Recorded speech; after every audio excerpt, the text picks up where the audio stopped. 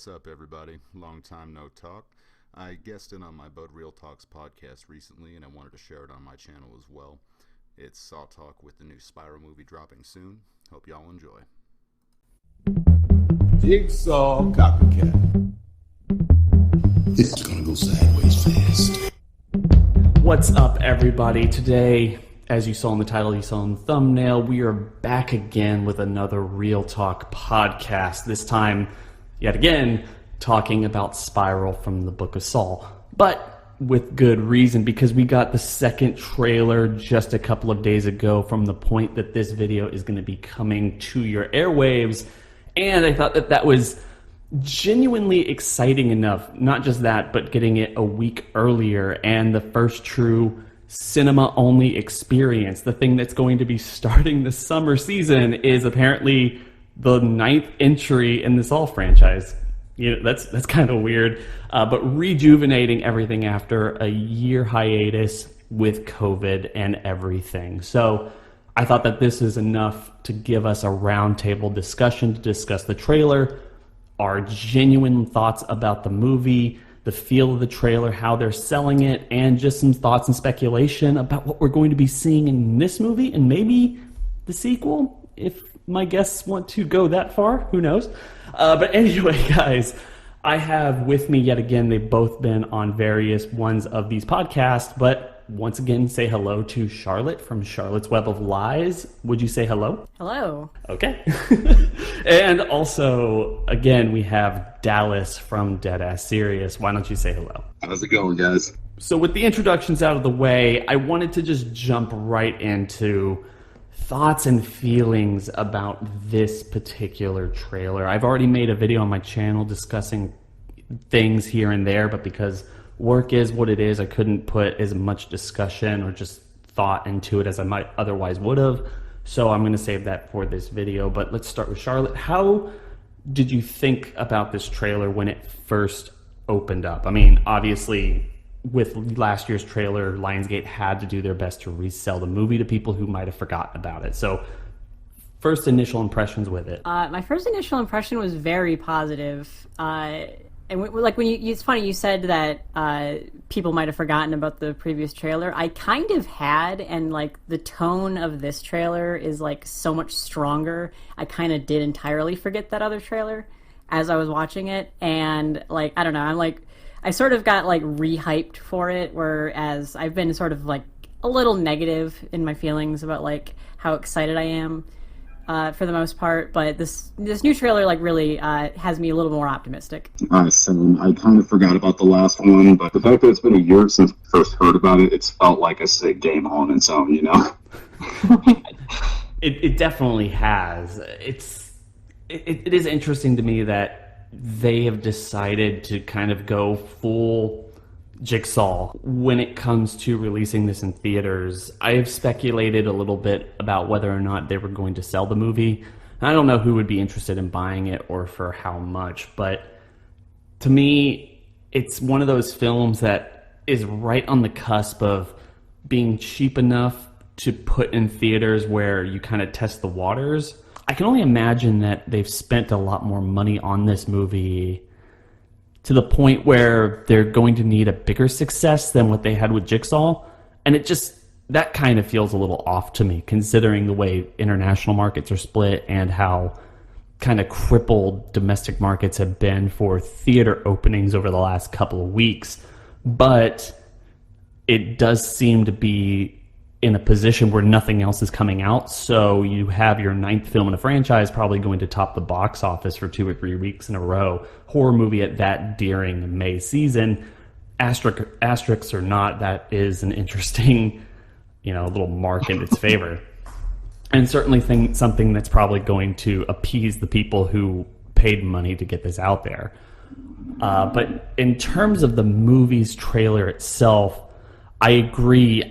I hadn't so much forgotten about the first trailer as I had just kind of started to lose interest in waiting for it. And then this trailer piqued it a lot more than I was even anticipating when they announced it was coming out or that the trailer was dropping in less than 24 hours.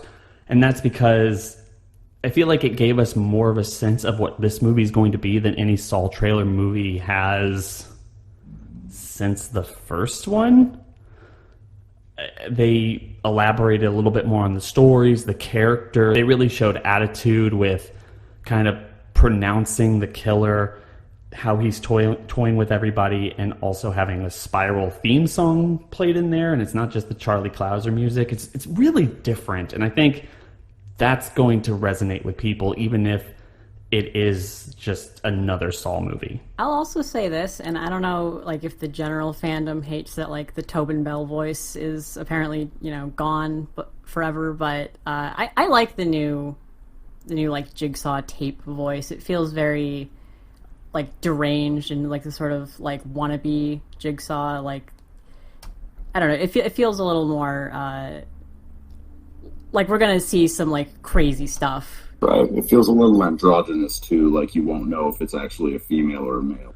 I agree with that. I was actually going to ask, like, did you question that at all? I've gotten a couple comments of people speculating it sounds like a female voice, and it might be the female cop who's intertwined with this and the person making the tapes, just because, like what Dallas said, you don't know. Maybe it's the girlfriend that his, like, buddy cop has from the first trailer. That's my hard call. She's tired of those Tuesdays. Right. No, I like that too. I like the fact that we're getting a little bit away from the Tobin Bell voice, because obviously Jigsaw itself is a little divisive. And as much as I've said on this channel that I really like that movie for what it is, I also agree that what Logan did by creating the tapes with John's voice is probably the dumbest leap of logic, faith, whatever I've ever done for a movie. It's like like the voice masker in Scream 3, how it just magically has everybody's. Oh yeah. Where he's like they showed Cindy's brother using it, and he just somehow sounds like all the other Ghostface despite his different voice. Right, and then even the mom's voice somehow.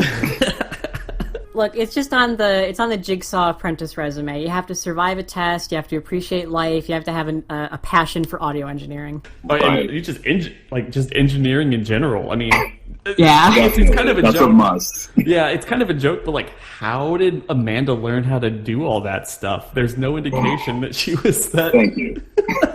I mean, I always thought that, like, Jigsaw, like, taught her, but then, like, you really think about the timeline, and it's like she's been making like 6 months maybe, like, she's making these, like, super elaborate traps. It's pretty funny. And Hoffman also, yes, it's dumb that he was able to create the pendulum trap beforehand, but considering the fact that he was delving into this depression, you can imagine he took much longer, like that whole 5 years to, like, figure out something. I mean, the thing that gets me about that one is that at that point in the timeline, at the time that we knew, it was just Cecil. So, like, he heard about some dude put a guy in a knife trap, and he was like, I bet that this, like, big pendulum thing would probably be the same MO. Yeah, in the timeline that we know, and I've been asking Josh this, like, off and on, both in my interview with him, in DMs, and just in the discussions we have on Twitter, is like, you really need to address this. Like, I don't even care. Just address the fact that Hoffman made Billy, despite the prototype Billy that we see with John, because in terms of the timeline, it's the only thing that makes sense. You have to kind of imagine that there were other traps that we didn't see. They didn't even clear that plot hole up in the 7th film when they had all these traps that we hadn't seen. It was weird. Yeah, you never knew when they took place. They just happened. Yeah, John did a lot in just a couple of months, like in, I guess, a year and a half, 2 years at most. Oh yeah, he was busy. But okay, we're getting way off topic.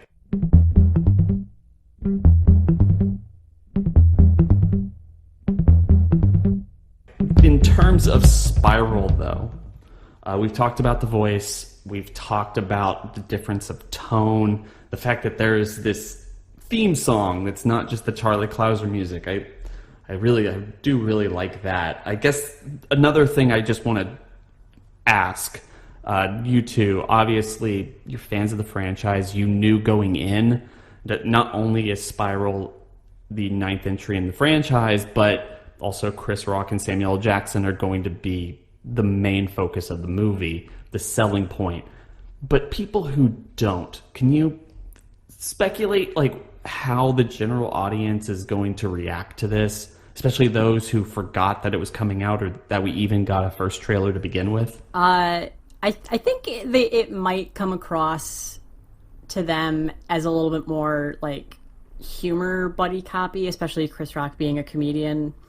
But also, I don't know, like the vibe I got from Samuel L. Jackson's character in the trailer was like a little bit goofy, like, you know, he's kind of like that sassy sort of like, oh, you don't know what you got into, son. So I think that it might come across a little more silly to like the average audience, but I don't know, like I certainly thought that for the first trailer, and I think that's still a little bit there in the second trailer, but I don't know. I think that it might like come across as like a horror comedy, you know? It's interesting to me because when I saw the way they introduced Samuel L. Jackson in the movie trailer, I was like, haven't we seen Samuel L. Jackson do this role like at least like this kind of the same father role at least a couple times over the last couple of years? I instantaneously thought of Shaft, the movie that came out like a couple years ago. Fantastic film. I loved it. I actually really enjoyed it for what it was, but kind of the same despondent alcoholic father who's just kind of living in a slum area. It's the exact same character arc, or at least introduction. So yeah, I get where you're coming from, and I also thought of The Hitman's Bodyguard, but also because not only are all three of these Lionsgate movies, but as much as I do like and feel like this is a big enough shakeup to get people's attention, and I do want to see what Chris Rock has to offer, I feel like he's kind of the worst part of the trailer. Maybe it's just the way it was edited, or the tension of the scene isn't there when he's sitting around yelling about things being a diversion, nobody you can trust, and all this other stuff. Is like, it's just not coming across as genuine to me. What comes across as more genuine is the first bit that we get in the first trailer they gave us last year, where he's talking about, you know, Tuesdays versus Saturday nights and all that other stuff. Like that's a lot more natural to his character, and I feel it's going to be his biggest selling point in the movie, where yeah, it might not be as dramatic as it was, but he kind of comes across more of like a Lee Winnell character type, Adam character type from the first Saw film, where it's more, the humor sticks with you more than the tension. Yeah, I kind of agree. You know, I feel like he's channeling Osmosis Jones a little bit. That was the kind of vibe I got, you know. How can I catch this guy? If there's nobody on the bus, I can bus! And you know, sticking with this, and I'm just going to leave my cards out on the table. I'm not sure if y'all have any other thing to add, but in terms of everybody else in this movie, I don't know. I know there are some people that have kind of made splashes in terms of like, oh, I'm going to be in this movie, but I don't feel like it's worth talking about anybody else besides the two biggest selling points. Yeah, no, I mean, I agree. I mean, I have prosopagnosia. I'm not the best person to ask, but like, I didn't even really recognize anybody else from the trailer. There was the Max Minghella, spelling or pronunciation on the last name, but the guy from The Handmaid's Tale. That's the only thing I recognized him from. See, I haven't gotten a chance to watch that show yet. I've been actually meaning to, but now it's on its fourth season, and you know how shows get away from you. Right, it's heavy. and you know, also kind of jumping back, that kind of reminds me, I also didn't get a chance to watch season 4 of Fargo, which I wanted to before this movie came out because it would kind of prime me to see what Chris Rock is capable of in a more of a dramatic cop role.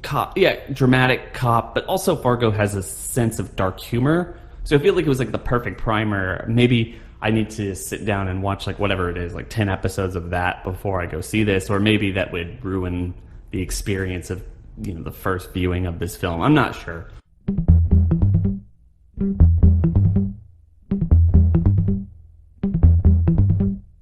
Okay, now that that's kind of out of the way, all this, what were your thoughts on the trailer and everything? I guess the thing that people came here to listen to, and I'm most excited to talk about, is just speculation, not only of what this movie is going to give us, but like I said at the beginning, if you have any inclination as to what a potential sequel or continuation of the franchise would be after this, I've discussed this in videos before, so I'm just going to lay it out here so y'all can speculate on my speculation or just on the trailer itself. But given what we saw in the trailer, it looks, and I'm not 100% sure on this, but what we've seen in stills, what we saw in the trailer, and what they continuously hint at the whole time is we're going back to the bathroom.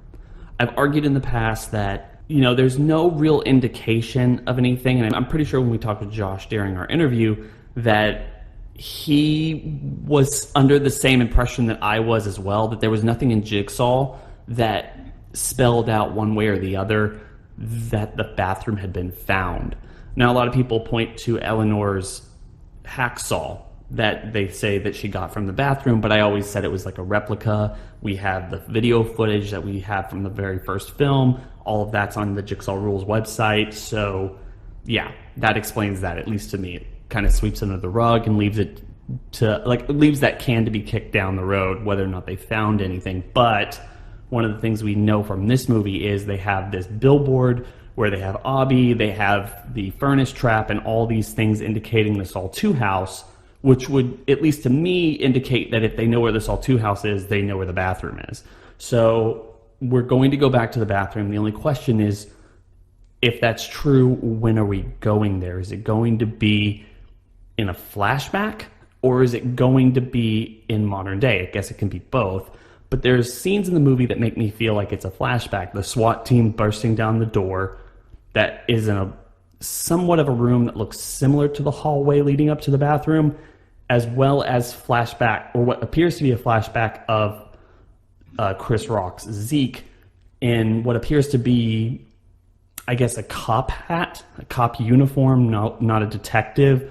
His father has a renowned career as a detective in this area, and it's been a decade or more or whatever since John passed and all the events of the first 7 films have passed. So to me, it makes sense that we're dealing with a flashback at some point in the movie, going into the bathroom, and then potentially answering the question of what happened to Hoffman, and then that playing into the story in some way or form. So, Charlotte, what are your, I guess I'll start with you. What are your thoughts, not only on that, but just also speculation that you want to get us into from the trailer itself? I mean, as far as the bathroom goes, I mean, I don't know. Maybe they'll go back to it.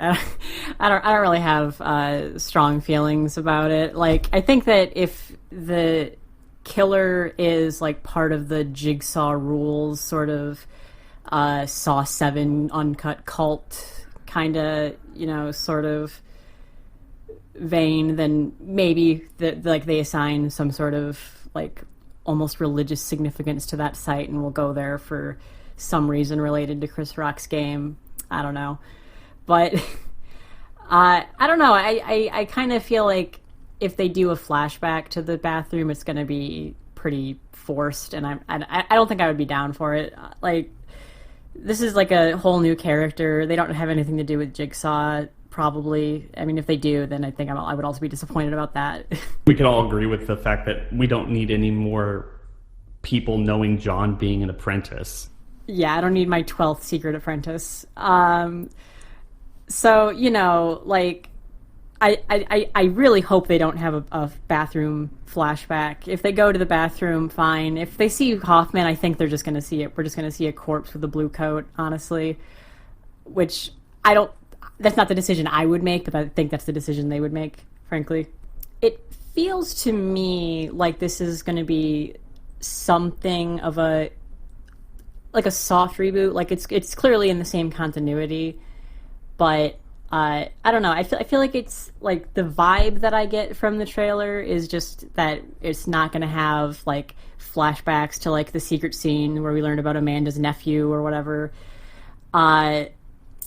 It feels like it's trying to kind of like do its own thing with like the Saw aesthetic more so than like going deeper into the lore. If they do tie it back into the old stuff, then I think that it's probably going to be pretty like exclusive to the early Saw movies. And I don't really have any like specific things to point to towards that. Just kind of like the vibe I get is that like we're not going to see the secret meaning behind the scene from Jigsaw or Saw 7 or anything like that. Yeah, we're not going to be taking this movie to tie up who those other pig mask people were helping Gordon, right? Yeah. I don't know. I feel like it's going to be pretty fresh. That's like my main speculation. Not new continuity, but like a clean break, like reset of the story. What about you, Dallas?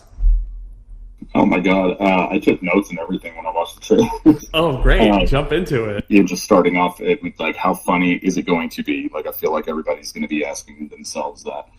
Is this going to lead to another franchise? Are we going to get a single motherfucker from Samuel L? Oh yeah, they put it in they put that in the first trailer, right? Then that answers that question. We're definitely going to get that. Yeah, exactly. And I'm that much more excited now. I didn't watch the trailer that came out a year ago recently, so that entirely skipped my mind. As far as like what it could be about, the synopsis online is talking about someone unleashing a twisted form of justice. So first question is, who was wronged and how? Mm-hmm. Why are spirals their calling card? I know they were on Billy's cheeks, the puppet. It was also on like the merry-go-round trap from part 6. Mm-hmm. So I mean, spirals have always been kind of prevalent, but the fact that whoever it is knows that is kind of a signifier of John, it's like the new calling card. But I feel like only a cop would know that, which makes me think it's someone in the precinct who is the new copycat. And then there's going to be a few plot lines to explore just based off of what we've seen. There's the backstory with Samuel L. and Chris Rock and why they're estranged. The inciting incident that made the copycat target the cops that they are, which I feel like they might be connected. Like, it looked like there was a sting op or something that went bad in the trailer. Like, that might be a flashback. And then just how the killer knows Jigsaw. Like, there's a lot of stories that they have to tell.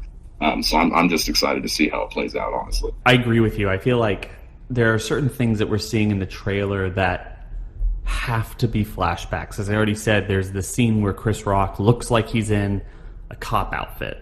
And for whatever reason, right, that maybe it's just the cop outfit, rookie cop, the idea of a more veteran cop, which is his father, which they're going to have to do enough to justify, right?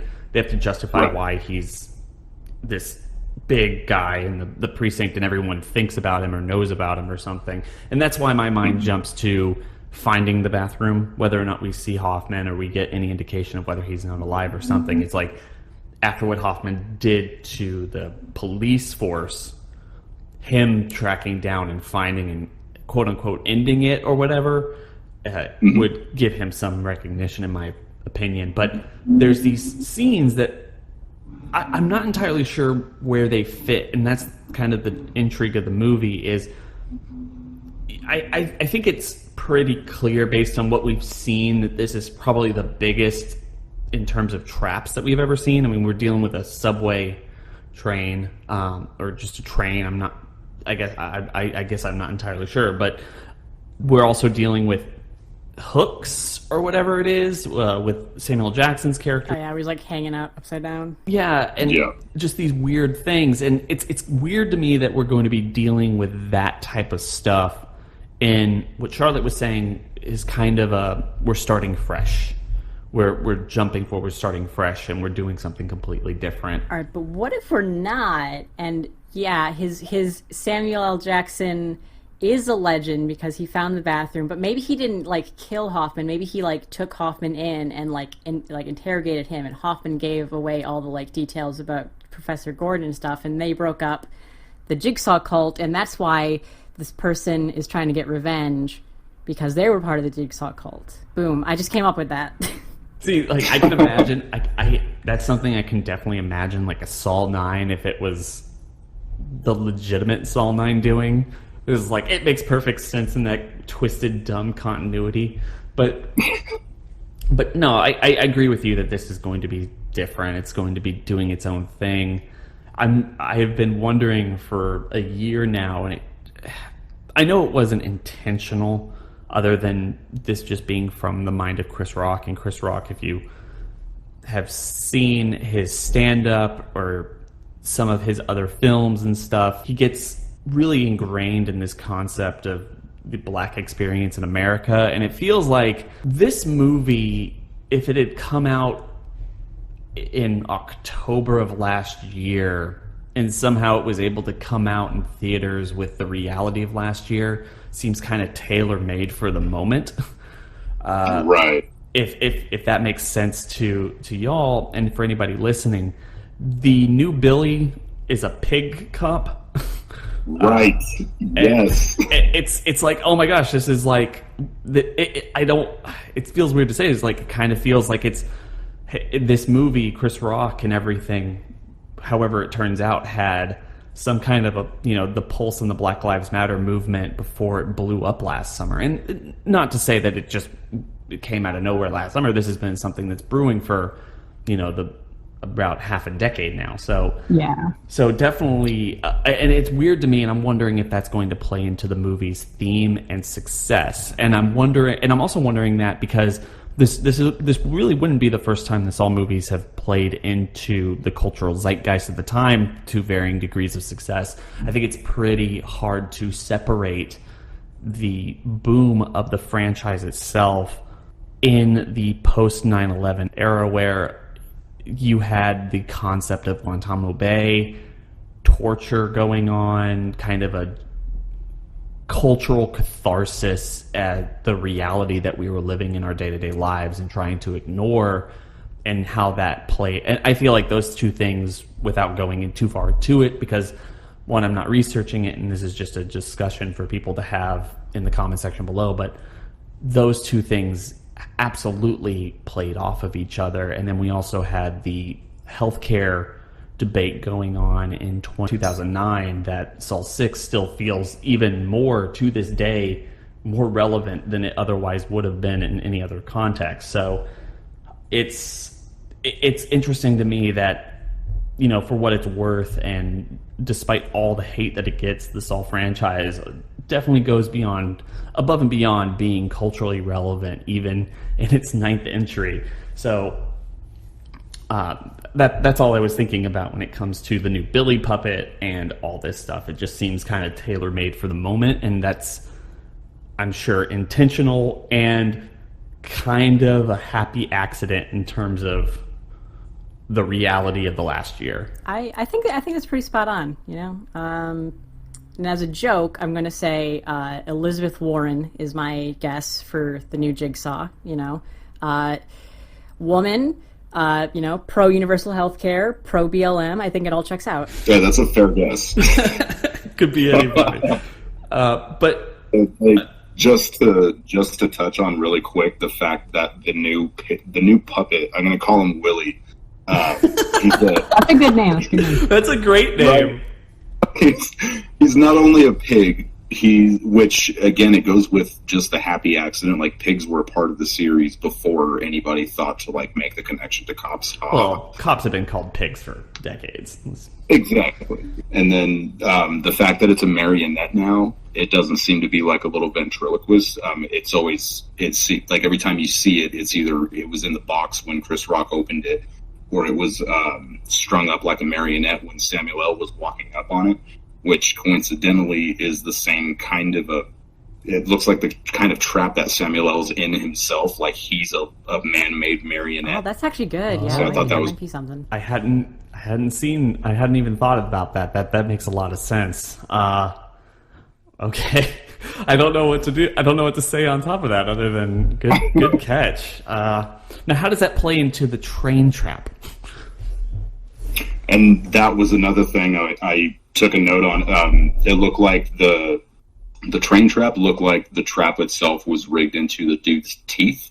And it looked like from the far away shot that he was actually standing on a ladder. So I'm thinking the whole thing of it is that he has to either rip out his teeth either by pulling or by jumping off of that ladder before the train comes.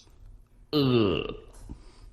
The only thing I did see that, yeah, is attached to his teeth. They made a show of they made a show of letting us see it. I don't know Right. how that plays into the overall story. To me, it kind of feels like, based off of the very limited footage that we've gotten, that this has to be the first trap in the movie. That we see. Yeah, that we see because because of the way that the first trailer starts. They're talking and they're called into a scene, and that's just the shot that they want to show us.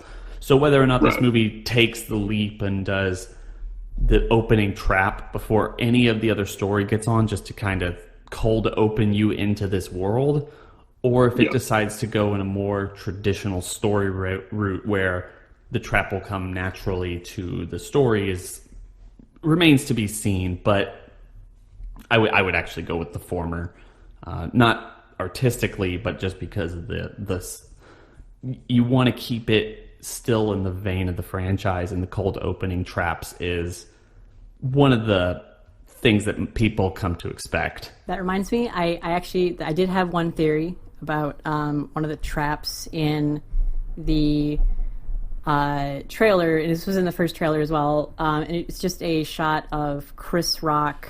It seems like he's like, in maybe the bathroom, and he's like pulling up the hacksaw, and he's like, oh, he got to cut off his foot, I guess.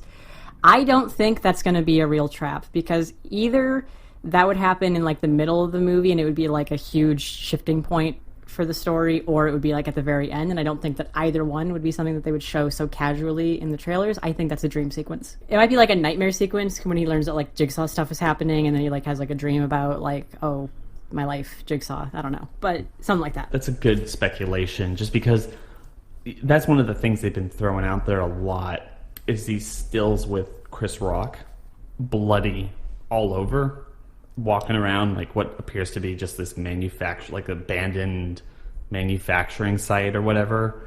I don't know. I hadn't ever really assumed that that's not going to be in the movie in terms of an actual scene versus a nightmare. In fact, Right. I guess it wouldn't be the first nightmare sequence trap that we've seen. We saw Jill, yeah, get cut in four. where the boob goes. Yeah, right. Yeah. All the 12-year-olds who had that on DVD. most pause movie moments of 2010. But okay, I hadn't. Dallas, what are your thoughts on that? Actually, take a moment to talk about It looks like he's chained. His arm is chained, not his foot. Yeah, from what I'm seeing in the trailer, it looks like he got his arm is what's handcuffed in there.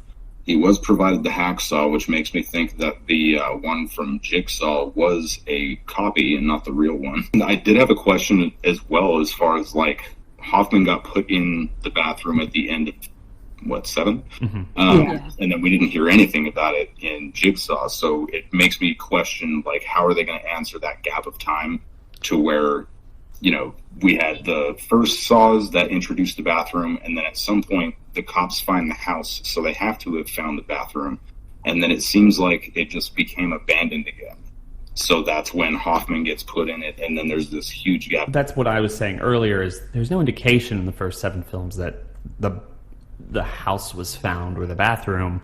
In fact, you see Strom go into the house in 5, and it's been completely redone.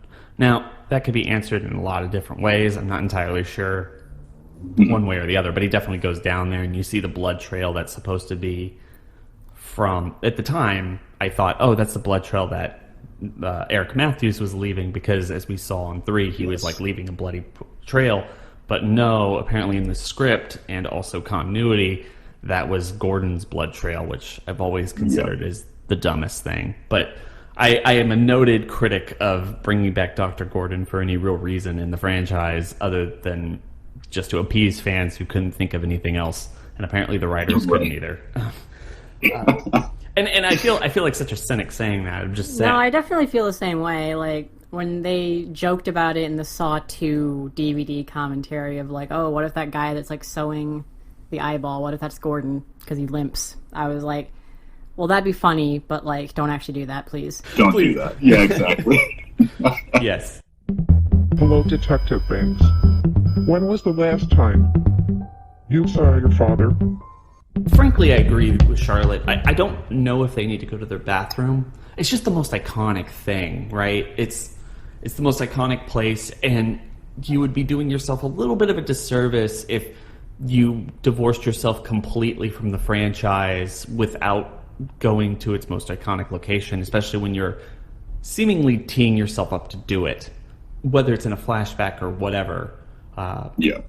Showing the Saw 2 house, specifically the Saw 2 characters, on a board somewhere in the police precinct kind of indicates that we're going to be seeing it maybe once. And there's footage in the trailer that makes it seem pretty clear too. But I feel like that also does, going back, I do think that also does lend itself a little credence to Chris Rock having a dream sequence where he has to cut off his arm and whether he can do it. I've never thought about that, and I'm going to be shocked if that's the reality of that scene, because I feel like it's one of the more tantalizing images that they've given over both trailers. Maybe they'll do it well. I don't know. Hey, if we do go to the bathroom, you think they're just going to show like a foot bone? You know, like it's just decayed so much. It's just bones. It doesn't even look like real bones. It's just like a cartoon party sit. We saw, at this point, like, you would have to show the bone, but it's been like a decade. Is it? It's like nobody ever went to pick it up. You know, Gordon knew where his foot was, and he didn't even want to clean it up.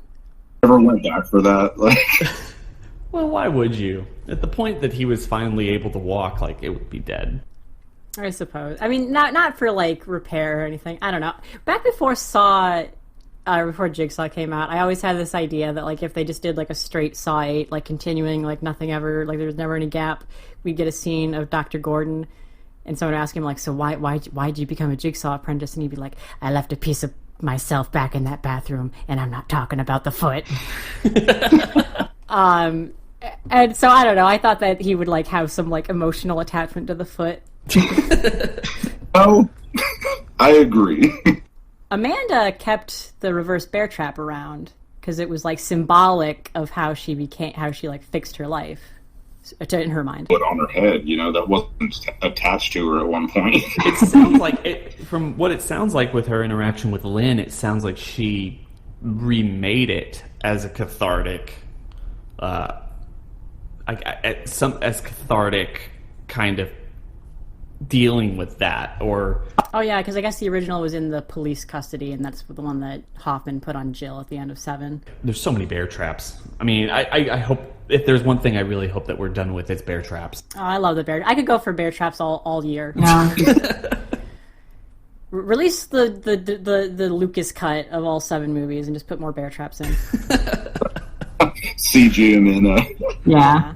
It's just like animals with the bear traps on, and stormtroopers getting their heads blown up. That would be great.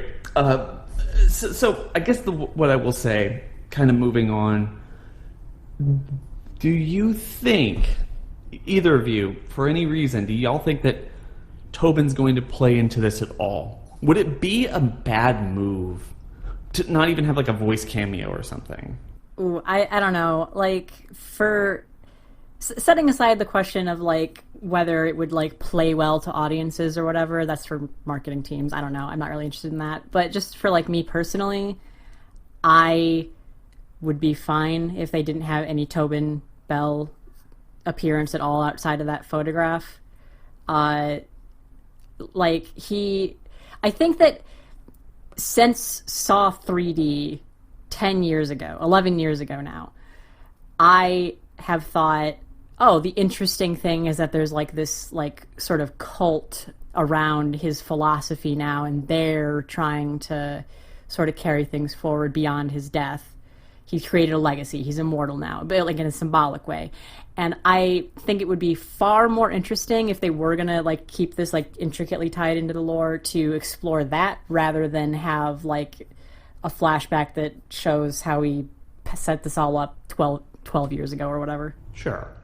I mean, I don't want him to be the mastermind behind it for sure. But I'm just saying. Oh, even like just like narratively, like if he's like emotionally tied into anybody, like I just don't want any of it. Like I love Tobin Bell, I love Jigsaw, but like I think that his legacy can live on without like needing to like have a fan service scene where he shows up and you spend a split second thinking like, does he have a twin brother who faked his death? Right. Still persist.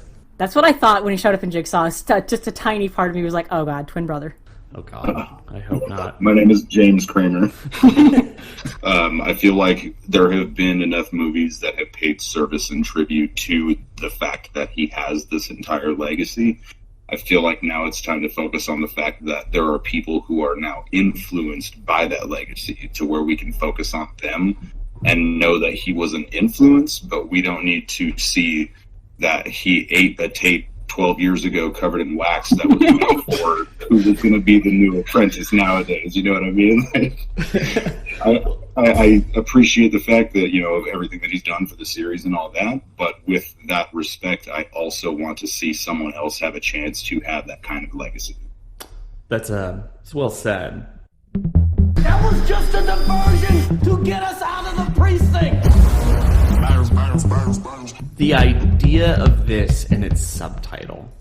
I've speculated on this a little bit in the past. The idea of from the Book of Saul, which is weird. I don't know if that's going to play into the movie at all. I hope it does because it's intriguing to have the first official subtitle in a movie franchise this long be something that is paying a lot of is something that's paying a lot of tribute to the fact that there is a legacy and there's a continuation, this story that they're not going to give up despite it being a bit of a reboot. How do you think that's going to play into it? One of the things I've seen a lot of people talk about in my comment sections and on Twitter especially is if it's not John, there does need to be more of a connection.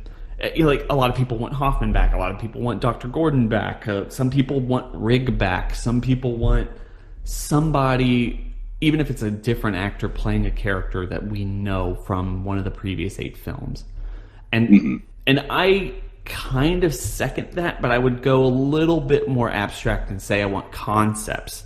I want ideas to be explored, or I guess engines to be explored.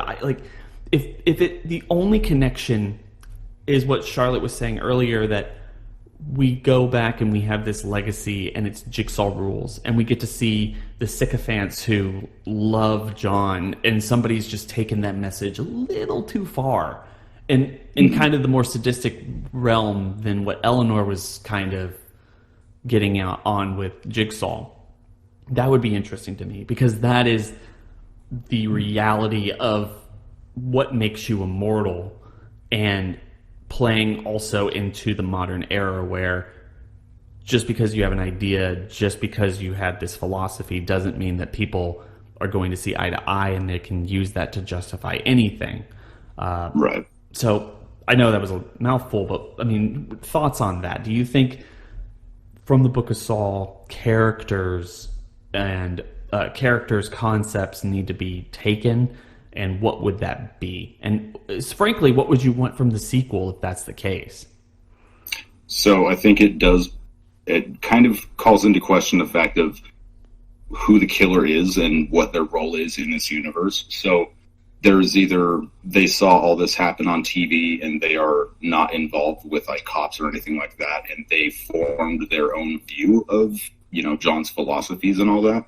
We don't know what they put on TV for everyone to see as far as like why he did what he did or anything like that, which is why it kind of reinforces my thought that it's a cop who's doing this, which would also lend to the idea that if they're a cop, they also have access to any evidence that was pulled from all of these cases back in the day. So if John actually did have a book, like I was watching a YouTube channel, 3C Films, and he was talking about how on John's table in part 2, when they bust in on him, that he has a book on his desk, and that there was a chance that that could be what wound up in evidence that the killer came upon, that they learned from, you know, it had unused traps or whatever, what have you in it.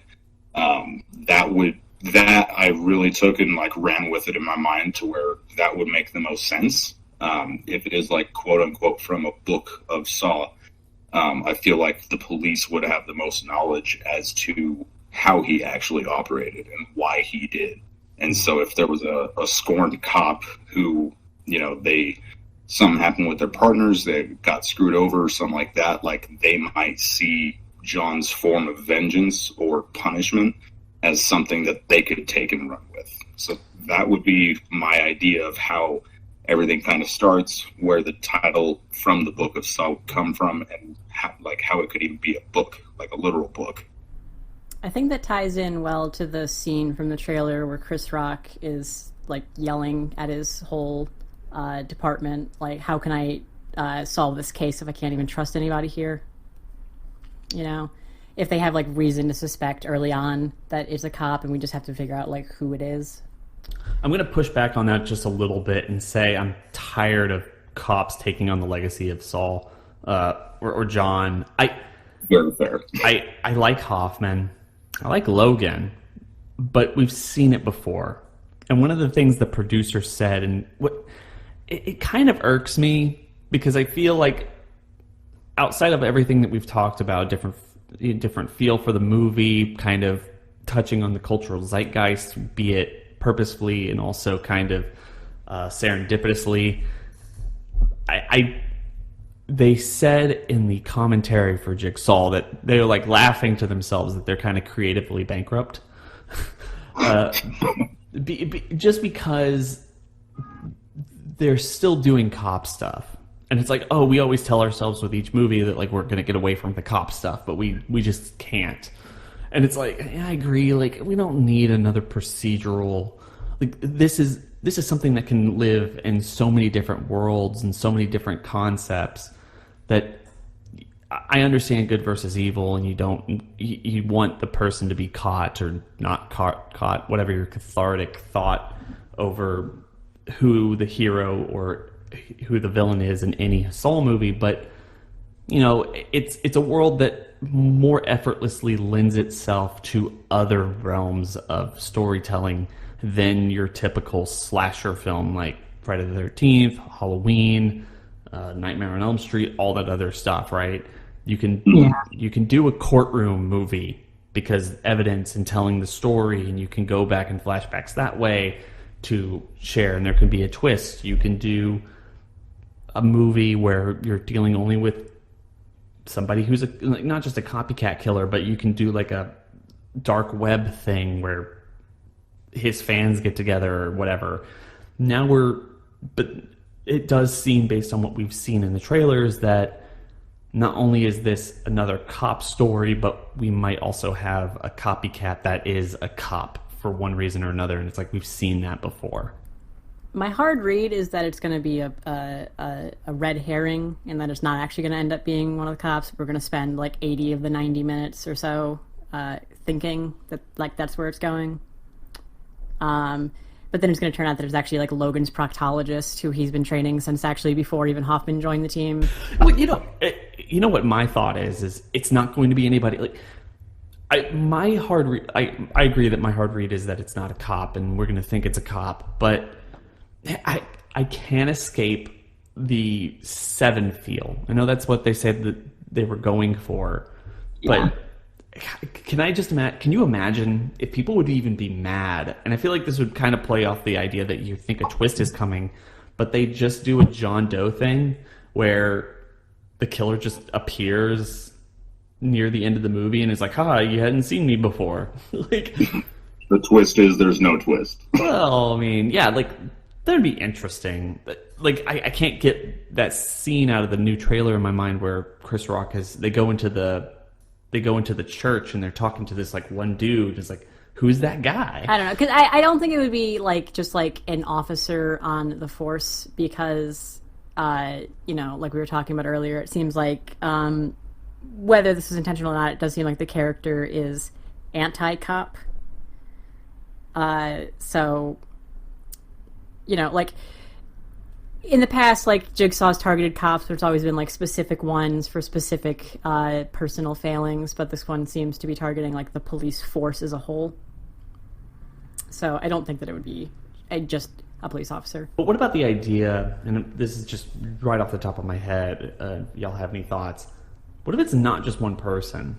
I would be so happy. Oh, same. I would, oh my gosh, that would be so great. Especially if it was like related to the like Jigsaw Rules website or the pig cult or anything like that. But if it wasn't, even if it was, if it was just like two people who were independently influenced by Jigsaw, I think that would be a much stronger idea for where they could go than just like another apprentice. Yeah, apprentices who could work together would be a refreshing change of pace as well. Going back to what I was talking about earlier, I really wouldn't mind seeing Eleanor back, a character that we know but doesn't have to play a huge part in the movie. I can't personally think of any other character that I feel could lend as much to a narrative that is trying to divorce itself as much as possible while still staying connected to what came before. She's someone who can kind of pop in and be like, oh yeah, John's like this or something, and then like go away and nobody cares. Like, you can't do that with, you're not going to bring back Daniel Matthews, and you're not going to bring back any of these characters that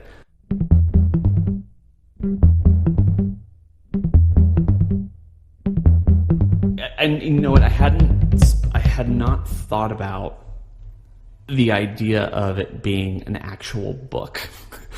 I guess I understand where that's coming from, but I kind of take it in the sense that if there's going to be a sequel to this movie, I can't imagine, depending on, survival of our main cast, whether or not Chris Rock or Samuel Jackson survive. And I can't imagine if they want to make a direct continuation, one of them has to survive, because you need name recognition for the sequel to Spiral. You can't just pick up with the no-name actors that you have, or just a completely different story. But the idea of a Book of Saul to me seems intriguing, because inadvertently you can say that Jigsaw was the start of the new iteration of this franchise, where you bring in a different creative force every single time to think of a culturally relevant issue and deal with characters who've taken up John's legacy to enact their twixt-sisted fantasies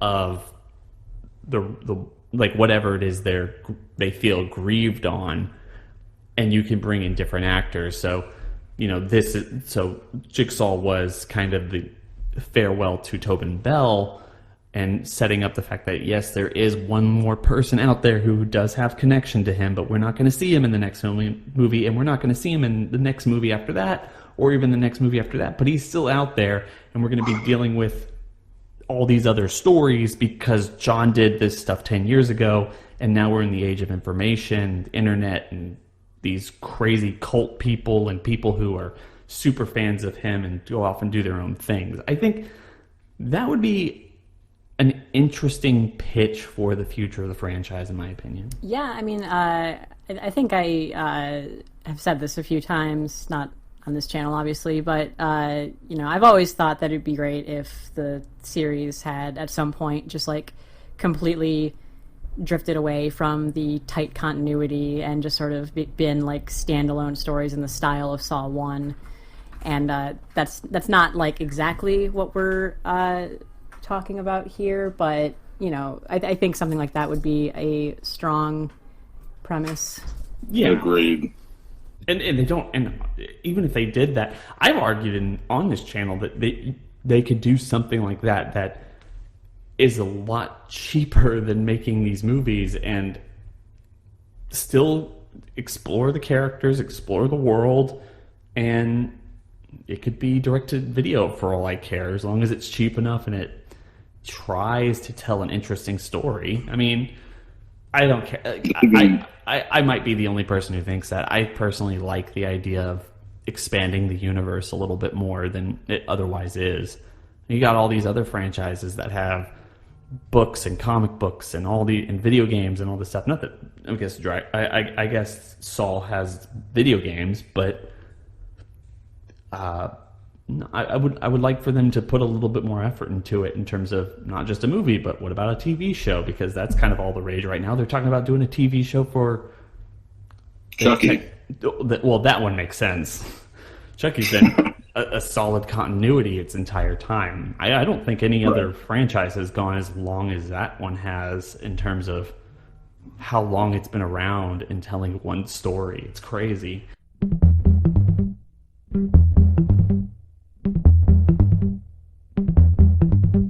I guess the last question I will ask, just based off of this, is are you going to go see it in theaters?